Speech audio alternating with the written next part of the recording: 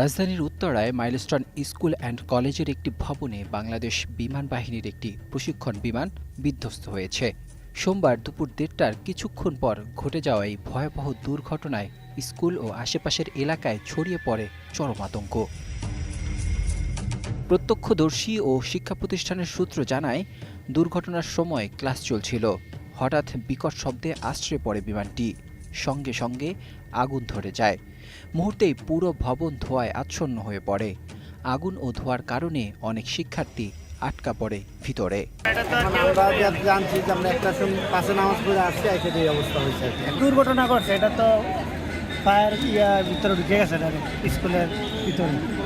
বিমান বিধ্বস্তের পরপরই উদ্ধার কাজে নামে ফায়ার সার্ভিস, সেনাবাহিনী ও বিমান বাহিনীর সদস্যরা। ফায়ার সার্ভিসের ৯টি ইউনিট ঘটনাস্থলে আগুন নিয়ন্ত্রণে কাজ করছে।